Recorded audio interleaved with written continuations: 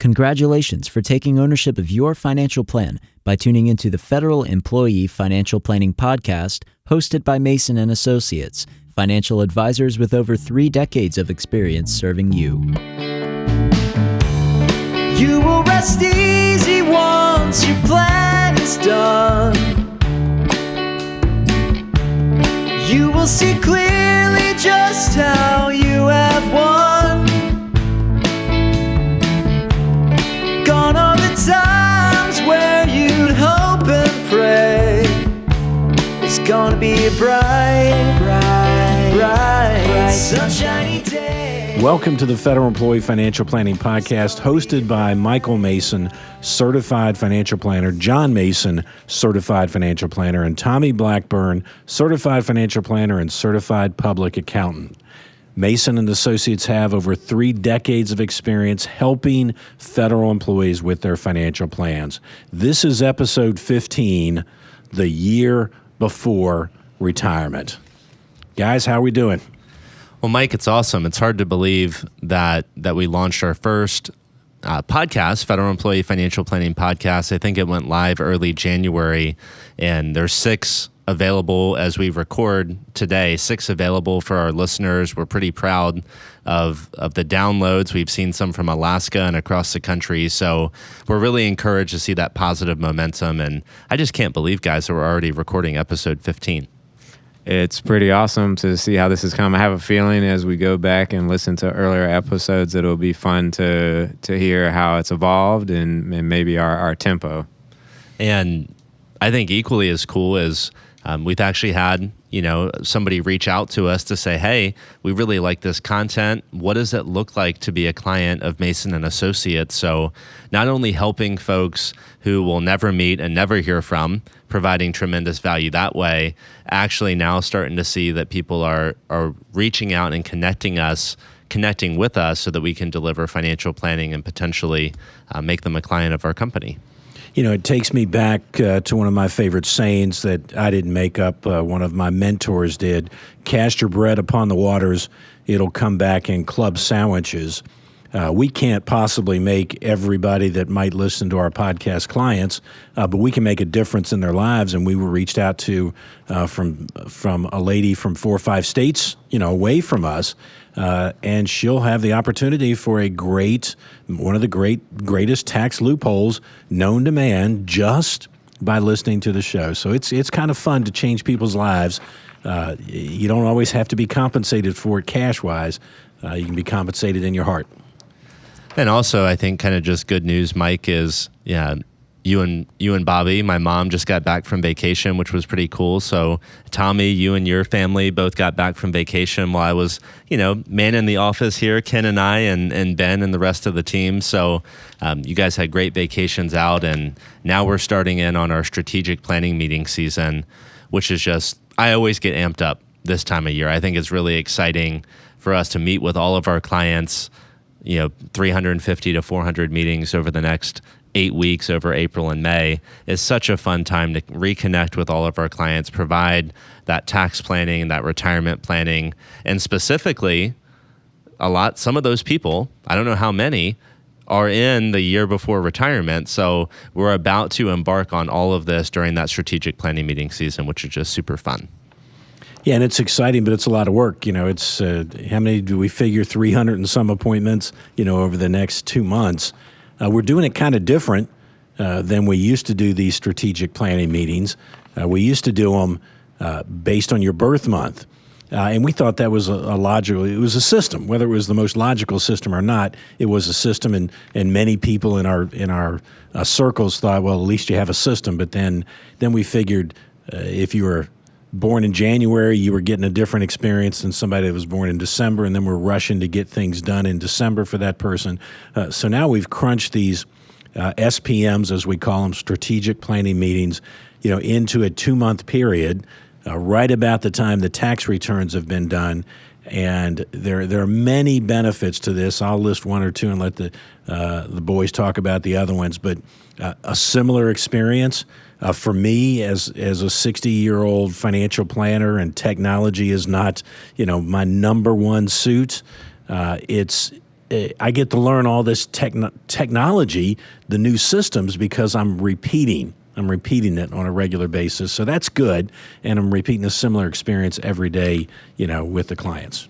I think that's one of the biggest things is it's very efficient for us and our clients. Everybody's getting a consistent experience. We hopefully have a fresh tax return to work with.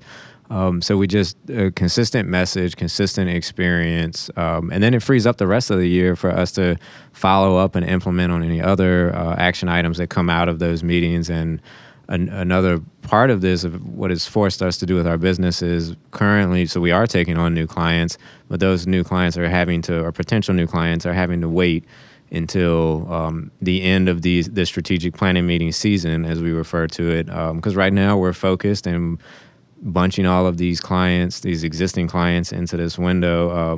We have to focus on our existing. After that, we're going to begin focusing on implementing, serving our existing, as well as bringing on those new client relationships. I just think one of the coolest things, guys, as we dive into this topic on the year before retirement on episode 15, is that as we bunched, and Mike, you could probably relay this even better than me and Tommy, but when we were meeting with clients based on their birth month, we were consistent and we were delivering value throughout the year. But when we started bunching all of our meetings into a 2-month period, I think what it actually did is it made us better for a variety of reasons. One, similar experience, but I think it's also allowing us to have more touch points with those clients throughout the year, because we're reviewing their tax return before it's filed in Q1. Then we're having the strategic planning meeting in Q2. Then we're following up on the strategic planning meeting in quarter 3 and 4. And then we're wrapping up the year with all of that good stuff in that final tax projection. Whereas when we were meeting with them on their birth month, you couldn't get everybody on that same track. So it seems like bunching everybody into this one season has enabled us to actually deliver more consistent value throughout the year. Yeah, another point, and then we'll move on to the year before retirement. But another great point is when we're doing these meetings, we're pretty much in the office together. And when we're preparing for these, if John finds something, look what I just discovered today. Well, then he goes to the office and tells everybody, and now we're all looking for that same discovery, that same action point for the next person we talk to. But when you spread them out over 12 months, you're not going to have that same momentum. So that's kind of cool. Well, I know we took us down a little bit of a rabbit hole there, but hopefully our listeners, guys, enjoyed learning a little bit about how we run, our firm here and how we're delivering that value. So as we start transitioning into the year before retirement, I think we'd be remiss if we didn't say that this year before retirement, at least in our experience, is pretty nerve-wracking for a lot of clients. It's exciting that their career is coming to an end, but the fact that their career is coming to an end, we have some anxiety, whether it's financial anxiety, emotional anxiety. So let's have some conversation around that. Yeah, it's hopefully going to be one of the most rewarding and fun times in somebody's life as they enter that next season, but it is, it can be a scary transition, and we hope to certainly put the financial aspect of that at peace, but also help just kind of manage, how do habits and lifestyle begin to change. And as we think about when most people work a career, it's, 20, 30, 40 years. That's a long time of forming habits and your identity and who you are. When people ask, what do you do? Well, I do this at work. This is my role. These are the things that I'm an expert in, and et cetera. And so now you have to begin to think about, well, when you take that away, what does my life look like? So hopefully we are planning before that, and we have a thought process as to what does retirement, just from how I'm going to spend my time, how am I going to apply myself, have a plan for that. Peeking behind the curtain, what we usually see is most of our clients are even more busy than when they were working. They find plenty of things that are interesting them, and they're more committed than they were before. They're just not committed to 8 to 5 or whatever those hours are. Yeah, it's extremely important. I'm 60, be 61 in August, and I'm looking not to retire before 5 to 7 years from now, but to semi-retire. Because one, I love what I'm doing. Two, I don't know what I would do with full retirement. Bobby and I are talking about things. She may actually start taking some golf lessons, but you don't want to become a couch potato. You don't want to become the guy that's hanging out at the country club bar, all day long instead of just from 6 to 8 at night. So it's not just a matter of can I afford to retire? It's can I afford to retire happy, healthy, and engaged. So that's important to me. One note that I wanted to make here, I went out and hit 100 golf balls at lunch today, and standing beside me is a retired doctor, and he was talking about the market volatility, and he made a statement that I hear all the time. He says, I'm just glad that this is not my first year of retirement, and I kind of laughed at him. And I said, well, if you plan on being retired 20 or 30 years, you are going to go through a bear market. It's going to happen. It shouldn't change your retirement plans just because it happened that first year. In fact, maybe you just say, boy, I got that out of the way. I won't have to look at one of those for another 10 years or something. And as we're recording this podcast on March 15th, I'm not sure exactly when it's going to be live, but right now there's some volatility going on with oil prices. There's the Russia-Ukraine conflict. There's a lot going on in the market, and having a plan in place for these periods of volatility, especially as you're leading up to or just now entering retirement, knowing that your portfolio can weather that storm, knowing that you have a war chest in cash or fixed income. And oh, by the way, chances are if you're listening to this podcast, Mike, we've got great guaranteed income. So chances are if this is your first year of retirement, maybe we don't even need a TSP or IRA withdrawal, which allows us to weather that storm a bit further. Also, as we think about, guys, the year before retirement, I think there's a lot of decisions that we need to make, like survivor benefits. Are we taking it? What are we going to do with federal employees group life? When are we turning on Social Security? And many of these decisions are irrevocable, which can cause a lot of stress and anxiety for folks who aren't working with a financial planner. So as exciting as it is, leaning into this last year of service, whether that's MRA, age 57, or maybe you just hit 62 and you're getting the 1.1, a lot to think about here. As we outline the show, I think we're going to talk about three things. Correct me if I'm wrong.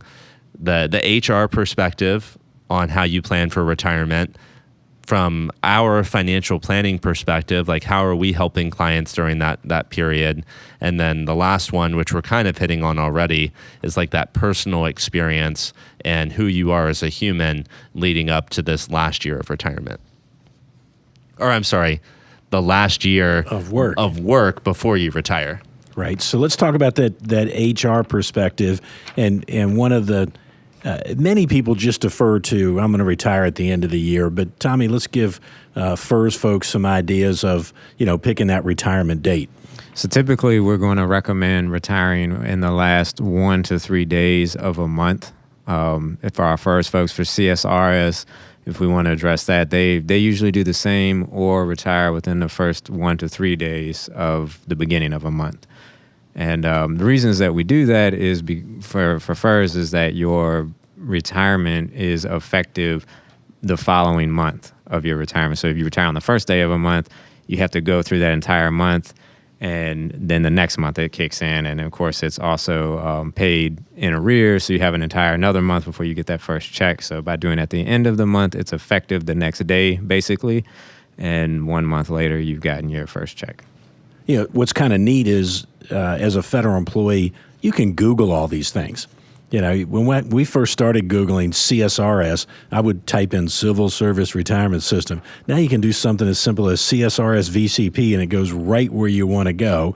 So you can type in CSRS best retirement dates or FERS best retirement dates. You don't have to always go back to this podcast and say, what did Tommy say there? And if you Google the best days to retire under CSRS or best days to retire under FERS, Tommy, what we're typically going to find is those last 3 or first 3 days, like you indicated. But the optimal days is going to be when one of those days, last 3 of the month, coincides with the end of a leave period. So that's what you'll see, like that optimal time throughout the year. So maybe there's 3, 4, 5, where the last day of the month and the end of a pay period coincide. And then further, we also have some annual leave considerations.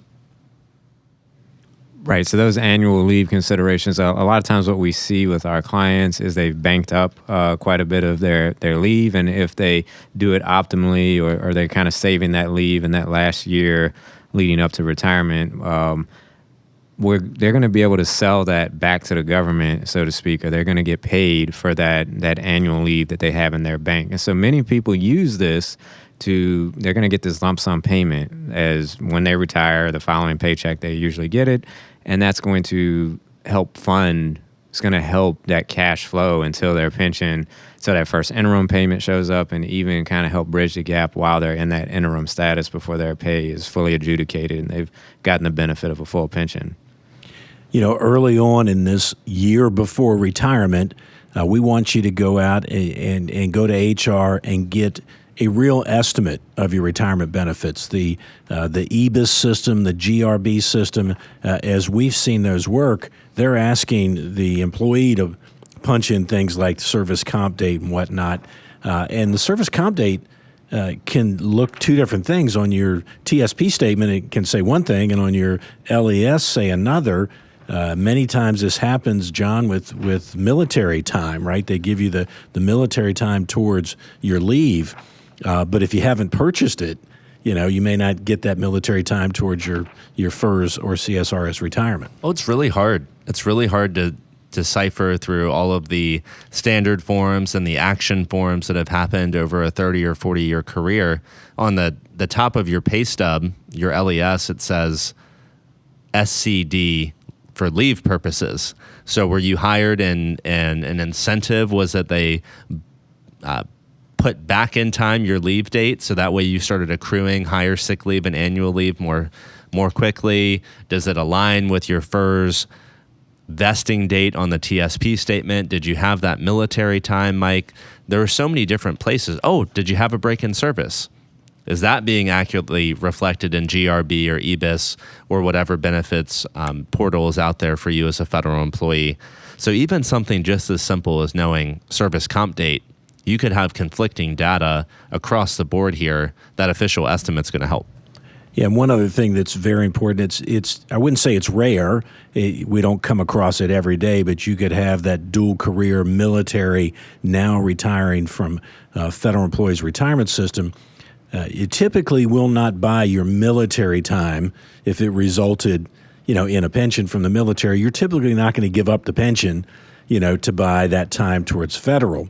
But little known fact, if you went to one of the academies, those 4 years at the academy can be purchased, and 4 years are going to cost you pennies. You weren't making anything. So you can buy those 4 years and add them to your 150 to 170,000 high three. So we've talked about a lot already. And the action here is you are in the year before retirement. We want you to request that official retirement estimate.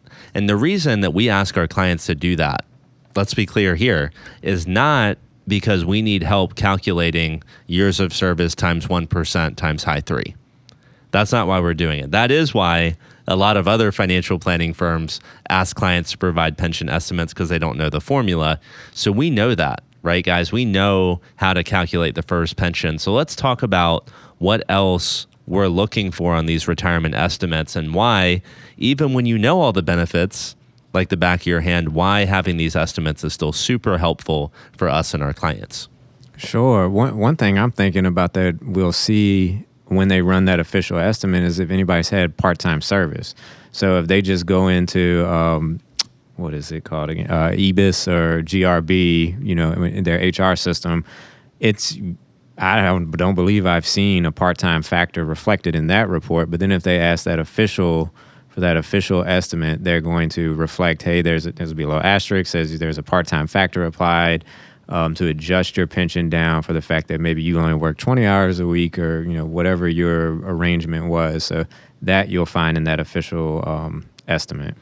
Yeah, and what you won't find on the leave and earnings statement, so if you just default to it and you say, look, this CSRS person has 40 years, I know what that's going to be, or FERS has 32 years, I know what that's going to be. But what you won't find, if there's a break in service, or time that wasn't paid for, that's going to show up real clear, on that official estimate. So, and John, you make such a good point. many people in our business, they want to manage your TSP, so they want to pretend like they know what they're doing, but they couldn't calculate your first pension if they had all the right information. So many people ask you to bring them that estimate. I guess there's many people that won't even ask that. They'll just talk about how they could manage your TSP, right? Well, they may not even know that there's a pension involved in the federal employee retirement system. So wrapping up what else we're looking for on that official retirement estimate, quick bullet points here. Sick leave. We like to see how much sick leave is going to add to your total credible service. The rule changed a few years ago, guys. Remember, Mike, where only half of your sick leave used to add to your service before, 2013 or 14. And then it changed to now 100% of your sick leave counts towards your creditable service for pension. But when you add up all of your days and your months and your years, only full months count. So if you have 31 years, 10 months, and 29 days, that 29 days counts for nothing. Getting that official retirement estimate is going to help you understand your use or lose sick leave, as well as to give you an updated estimate on what your annual leave is going to look like.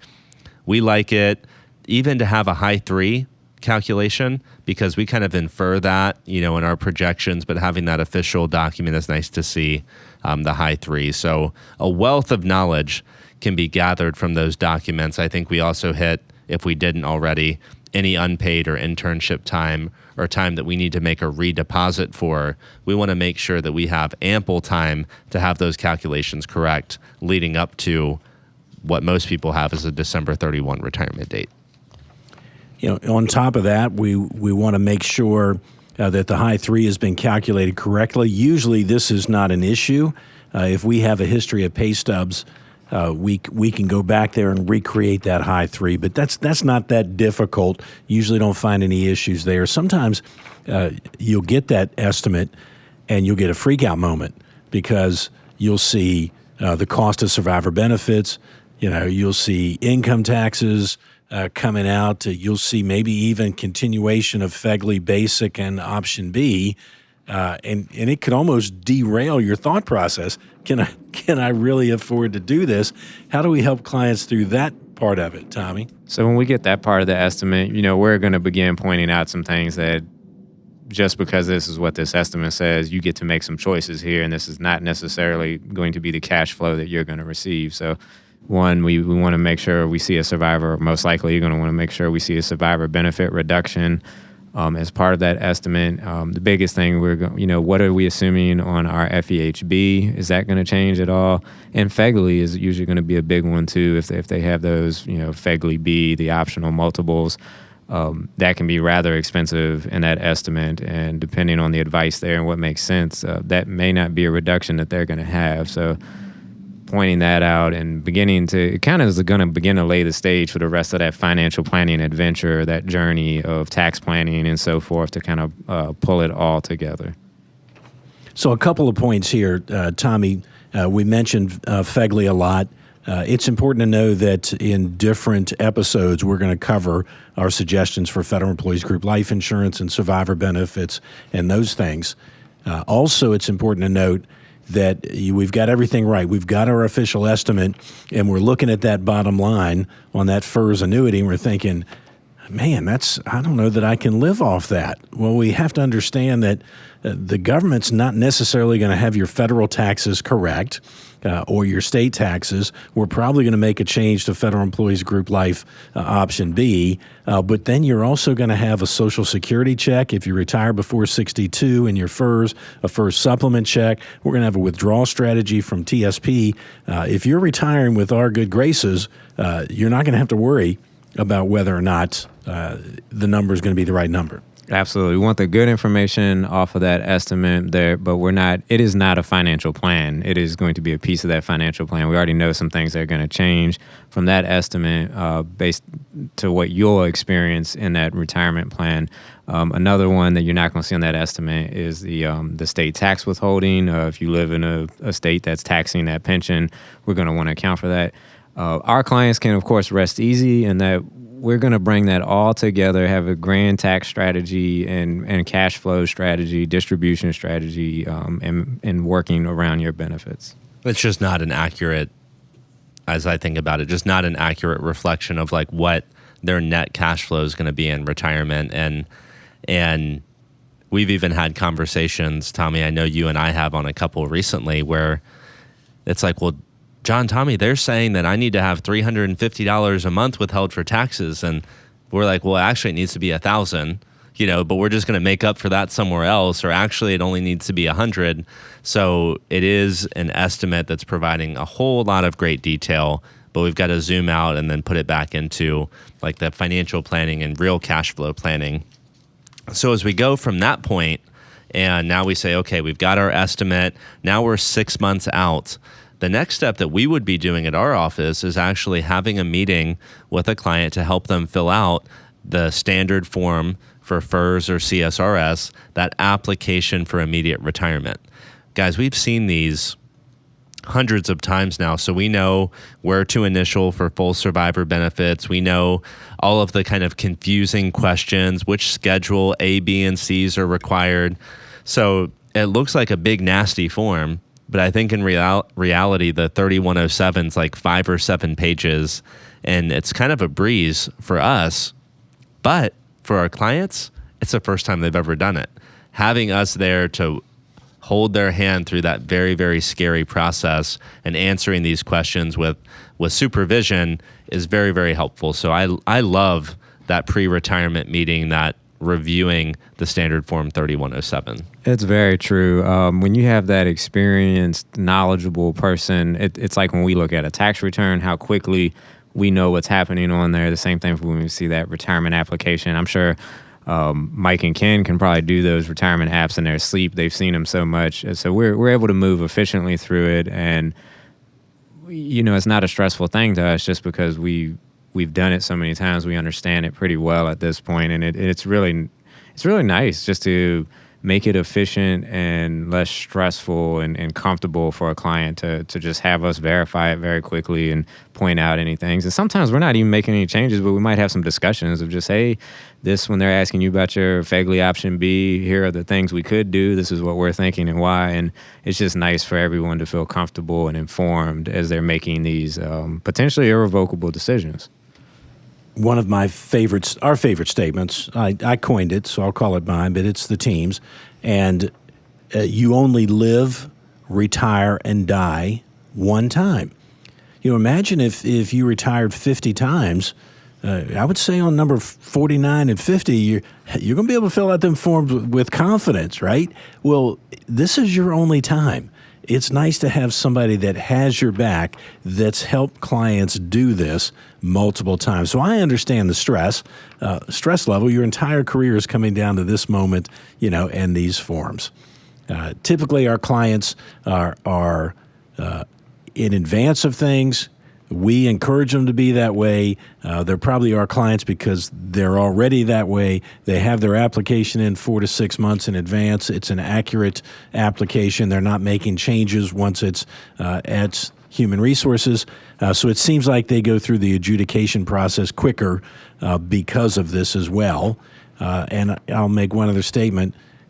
They also go through that adjudication process with less pain because they're not scared to death. Oh, I understand the government's only going to pay me 50% of what I'm supposed to get, and well, you're never supposed to get 100%, are you? Because you're going to have some taxes withheld, you're going to have survivor benefits withheld. So it's just nice to have somebody hold your hand through it. And so I think every pay agency is different and how this process seems to go and when they want you to begin doing things. I think our general procedure is we probably want to have that application in 3 to 4 months before we want to retire, unless the agency is telling you something else for some reason and we believe it's a good reason. And then I think the question is, well, what does that adjudication timeline look like? And I think that can vary by individual and by agency as well. It seems to be recently clients have been coming in and saying like, this adjudication thing is going to take 6, 12, 24 months. And they've come in very scared. And we've had to say, well, in our experience, this is not typically what we're seeing. We're typically seeing full adjudication in 4 to 6 months. I don't know if that's just a lot of Department of Navy, HRSC East has it on lockdown here in Hampton Roads, Virginia. But in general, 4 to 6 months seems to be the length of time for an adjudication. Maybe it's the accuracy of the standard forms going in. Maybe it's because we're including continuation of life insurance, suspending FEHB when it makes sense. But 4 to 6 months, Tommy, I think is accurate, unless you were reading my mind there, unless you have a separation agreement, a divorce decree on file. Well, can you tell us a little bit about that? Because that's a scary one. Yeah, and we definitely want to know about this ahead of time with our conversations with clients. So one, we can factor that into, this is what your pension is, we estimate it's going to look like once it gets that reduction, if there is one. But it doesn't even matter. You could just have one on file, and it's not going to reduce your pension at all, and it's going to slow this process down. And I think what we've seen is you may want to buckle up for 9 months to a year for this to get fully wrapped up. Your interim pay is going to be, instead of probably 70 to 80%, you may be plan more around 50% of what you're ultimately going to get. And it's because it gets kicked to a legal department, and I don't know why it slows the entire thing down as they're checking and trying to make sure they've got all their files straight, and that if anybody's entitled to anything on your record, that's all being taken care of before they adjudicate this. I believe you were working one with a client a year or so ago who was approaching retirement, and I had one that I was working directly with a year or two before that. I think my particular client, she was receiving about 30% of what she was supposed to receive. And the marital share was not 70%, right? Her ex-spouse was due, the spouse she divorced was due maybe a couple $1,000s annually. I mean, it was peanuts in the grand scheme of things, but it held up her entire check so far that we had to reach out to legal, which I think is in Washington, D.C. They were really great, actually. They responded, and we had to appeal that decision, basically say, this is causing a hardship. We need to appeal that decision. We need to have this benefit boosted. But it was 9 months to a year. I think yours was even more significant, Tommy. I think your marital share was, 5%? Yeah. As far as that, it was only a 5% reduction, and it seemed to be a similar experience. And we did the same thing, and that one of reaching out and saying, this seems a little unreasonable. We're estimating it to be this. Can we boost it up? So they're still not boosting it back up to the 70 or 80%, but at least let's get away from 30%. Can we get back up to 50? And it seems like they usually will make an adjustment if you kind of plead your case. So the key takeaway here, folks, if you've got a divorce decree and have it on file, and really if you have a divorce decree and there was a piece awarded to an ex-spouse and it's not on file, well, that just opens up another, barrel of monkeys. So you just need to, you may even start this process or this thought process a couple years in advance. If you're divorced, make sure that divorce decree is on file. And make sure you're prepared for that adjudication process to take longer. And then finally here, I want to make sure many things require that 5 years. You must have your federal employees group life insurance as long as you could have had it, or for at least the 5 years leading up to retirement. Fortunately, long-term care is not that way. You buy long-term care the day before retirement. You can buy it in retirement. So the 5-year rule for your group health insurance and your life insurance, make sure that we're not throwing a boomerang there.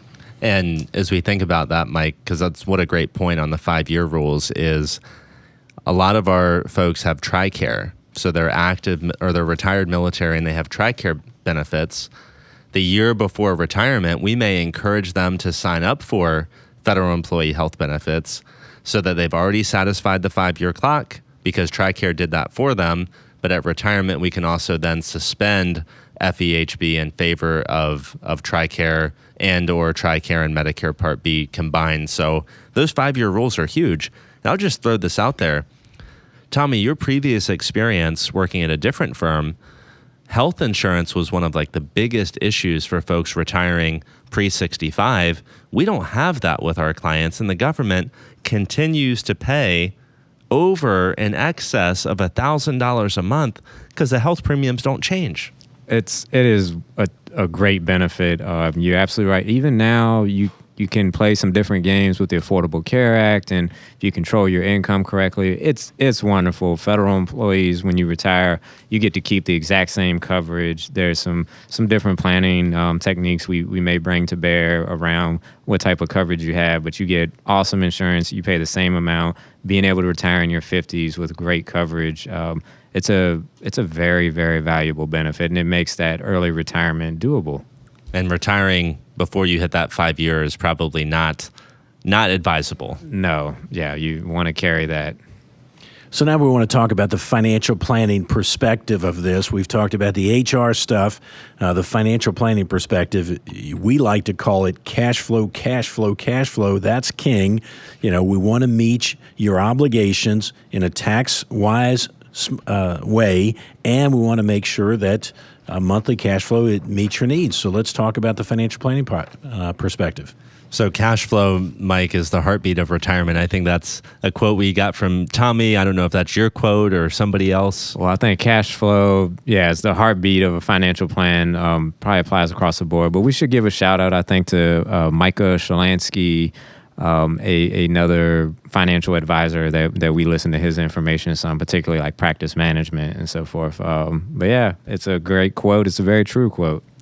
So as we think about the cash flow, guys, that we're going to have a whole separate podcast, maybe the next episode released, called The Year of Retirement. So this is the year before, then the year of is going to be like that first year as a retired person. What are we doing? What does that look like? So we're not going to dive too far into that today, but the first month of after you retire is the easiest month. And it's easy because if you've been getting up at 4 a.m. to get to your job at Norfolk Naval Shipyard, you don't have to do that anymore. You get to sleep in. It feels like a long vacation. So month one is great, both emotionally, but also cash flow. You get your last paycheck, you get your annual leave. So that month is pretty easy and pretty covered. Month two, guys, is where now we have to start pulling some strings and thinking about in advance how we're going to start laying that foundation the year before retirement to satisfy those cash flow needs the year of retirement. Yeah, and it may be as simple as, understand this, if you're Klein & Mason and Associates, you are going to have that non-IRA sizable emergency money fund, to get you through adjudication. But if you haven't been a Klein & Mason and Associates, it may make sense, to not fully fund that TSP the last year and instead create that extra cash flow that's in your bank account. Sure. Again, where else do you want to accumulate money right before we hit retirement? Another one, not that we want to use it, but we usually don't mind having it in place. I'm thinking about this, is a home equity line of credit, a HELOC, usually very nominal cost, if anything, and it just gives you another source of liquidity. And hopefully you don't need it, but it's there and it's very accessible. And having a plan the year before retirement on how you're going to drive income from your investments is very important. So, for example, guys, we cannot initiate a TSP withdrawal for somebody under 59 and a half until after they separate. And then typically it takes about 30 days for TSP to receive those retirement codes. So now we're like pushing into December 31, we're pushing February 15th before we can get that first TSP distribution. So maybe we need to have more liquid cash. Maybe we need access to Roth or these other things to make sure we have things that we can draw from. If you're over 59 and a half and you're about to retire, maybe it makes sense to go ahead and get an IRA in place now. Maybe do a partial in-service withdrawal, get that money out into an IRA, maybe with an institution like us, Mason and Associates. That way, when you retire, we can immediately initiate any distributions with the exact amount of federal that we want and the exact amount of state tax that we want. So having that IRA in place may be something that you want to do, Mike, before retirement. And I'm not going to put us on the spot too much with this, but for sure, if you are RMD age when you're retiring, a significant amount of thought needs to go into how are my RMDs going to be impacted the year I retire, the year before retirement, and the year of retirement. Yeah, and that opens up. That's a can of worms. We Right. can't go into that tonight. Right. I think maybe as we wrap up this episode, one thing we haven't driven home: if you're CSRS or CSRS offset, and you're going to retire in the next 12 months, and you haven't opened up a voluntary contribution plan, the sooner you do that, the better. To fund the voluntary contribution plan, you have to fund it with after-tax dollars. You may not have them right now. You may not have substantial after-tax dollars, but you're at retirement age. And at retirement age, you never know when you may have an inheritance or sell a rental or something. If you don't need to fund it or can't, you didn't hurt yourself by opening it. But if you find the funds and you're 30 days from retirement and you can't get it open, then you miss the greatest tax loophole in America. And last year, I think Tommy was the lead advisor on most of these. At least 2, maybe 3 VCPs that we were still able to execute last year. Yeah, it was it was a fun time. But one, working just with VCP in general, but then with the Build Back Better looming, and it was supposedly imminently going to pass, and it was going to close that mega backdoor door to us. So we were working hard, and we got quite a few done right there at the end of the year. Yeah, if I had to lay money on it, I would bet that if not at the end of this year, definitely by the end of 2023, that back door is going to be closed.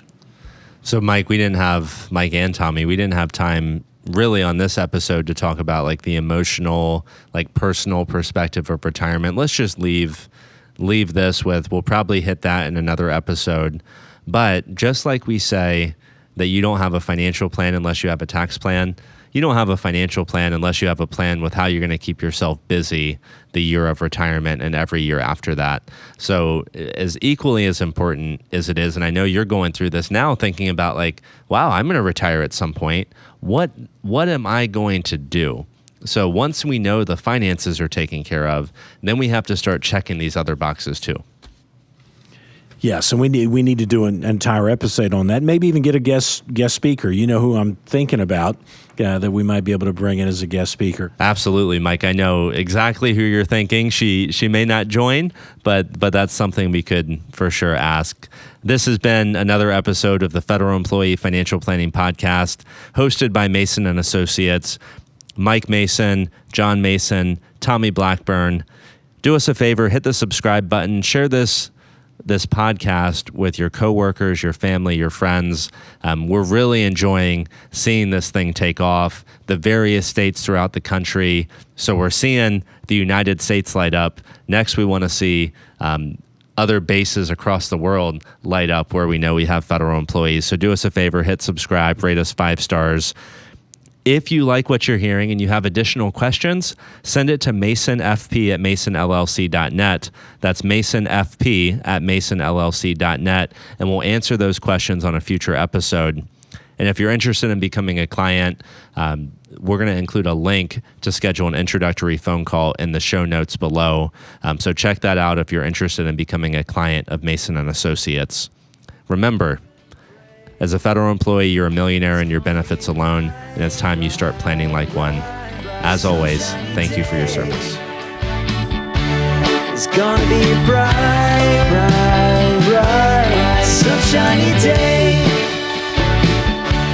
It's gonna be a bright, bright, bright, bright. The topics discussed on this podcast represent our best understanding of federal benefits and are for informational and educational purposes only and should not be construed as investment, financial planning, or other professional advice.